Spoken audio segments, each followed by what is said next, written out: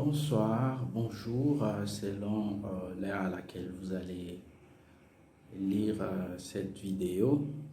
Merci de vous joindre à nous pour un nouveau sujet relatif à l'emploi. Aujourd'hui, nous allons débattre sur la question de salaire. Nous avons reçu une question de quelqu'un qui veut savoir comment est-ce qu'il peut procéder à la demande d'augmentation des salaires. Parce qu'il a fait 10 ans en poste et son salaire est resté statique. Voilà. D'abord, il faudra définir les salaires pour ceux qui ne les savent pas. Les salaires, c'est un des éléments de la rémunération. Donc, un des composants de la rémunération. La rémunération étant la contrepartie que l'employeur doit verser à l'employé sur base d'un contrat d'embauche, de consultance, etc. Donc, lorsque vous délivrez un travail, lorsque vous avez un contrat de travail, vous délivrez un travail, l'employeur doit vous verser un salaire, pardon, une rémunération. Alors, la rémunération est constituée d'abord du salaire, des indemnités et allocations, des primes et autres avantages en nature. Donc, les salaires font partie des éléments constitutifs d'une rémunération. Alors, la notion d'augmentation des salaires est une notion qui prend beaucoup d'autres notions de gestion des ressources humaines dans son actif, notamment d'abord la gestion des performances. L'augmentation des salaires est liée à la performance. Il y a la notion de gestion de carrière. L'augmentation des salaires aussi touche à la gestion des carrières. Et enfin, la notion de la législation ou la loi qui réglemente l'augmentation des salaires.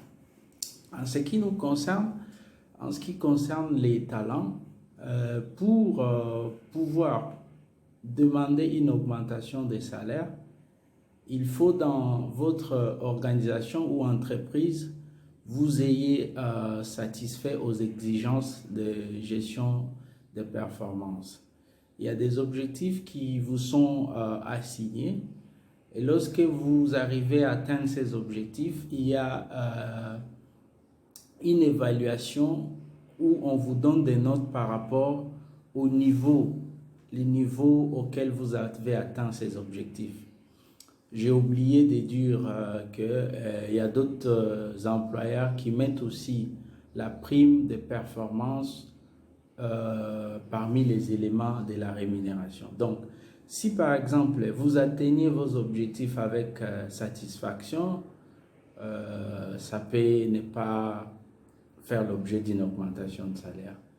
Si vous atteignez vos objectifs avec la satisfaction, distinction ou excellent, là, on peut envisager une augmentation des salaires. Mais attention, ça c'est juste un élément procédural.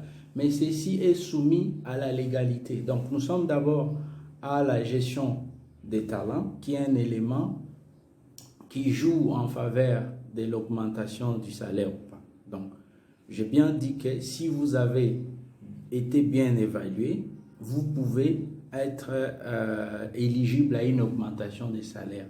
Mais ceci est soumis à la législation, la légalité.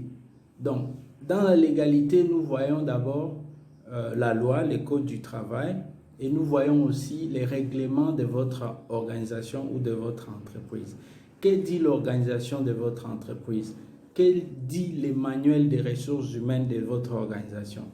Dans d'autres organisations, on dit si quelqu'un arrive à satisfaire, à atteindre ses objectifs avec la mention excellente, on va faire une augmentation de autant de pourcents de son salaire. On peut dire il sera augmenté, il sera promu à un grade supérieur, par exemple.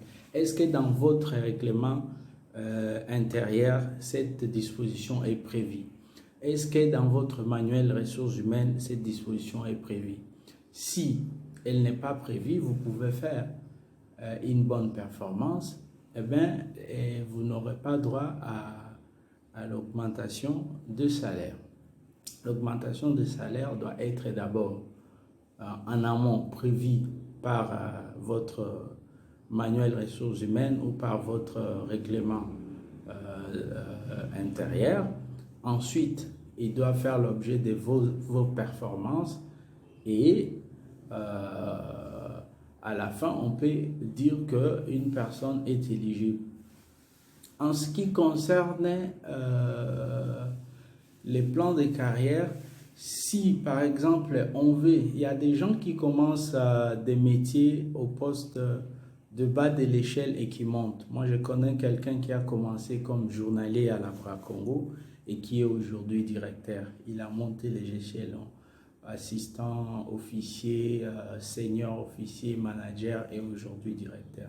Si on a une politique bien définie qui dit que si une personne, si un assistant financier par exemple, atteint ses objectifs avec distinction, on va lui donner une promotion pour aller au niveau de senior ou d'officier.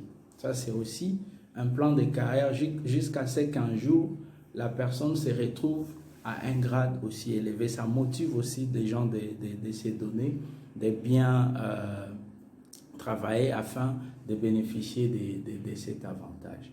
Alors, si les plans de l'égalité, je vais revenir sur les plans de l'égalité, si vous n'arrivez pas à avoir une augmentation durant des ans, c'est votre organisation n'applique pas les principes des dispositions du Code du travail qui prévoit une augmentation annuelle d'au moins 3%. Donc, lorsque vous arrivez à l'anniversaire de votre contrat chaque année, il y a au moins 3% qui est prévu par la loi qui doit être augmenté à votre salaire de base. Les 3%, c'est juste un seuil minimum, mais il y a d'autres organisations. Je suis passé dans une organisation où l'augmentation annuelle est de 5%. Alors, il faut suivre ça avec votre département ressources humaines, voir est-ce que votre manuel des ressources humaines, est-ce que votre convention collective prévoit ça, est-ce que votre règlement intérieur prévoit ça. Si ce n'est pas prévu, il faut encourager à ce que cela se fasse pour motiver les personnes qui travaillent. Voilà un peu. Si vous avez un règlement qui prévoit ça, vous pouvez demander à travers votre superviseur, les ressources humaines et les managers vont s'appliquer. Si vous n'arrivez pas à atteindre les objectifs, vous ne pouvez pas demander une augmentation salariale. Et l'augmentation salariale ne doit pas être une démarche individuelle d'un employé. Il faut que ce soit une démarche collective impliquée à cela, les line managers ou les superviseurs et aussi les départements des ressources humaines. Merci pour la question. Si vous avez d'autres questions, vous pouvez nous contacter directement sur le numéro WhatsApp qui est dans notre page. Nous vous invitons à aimer notre page, à partager et inviter d'autres personnes à se joindre à nous dans nos discussions relatives à l'emploi. Je vous remercie.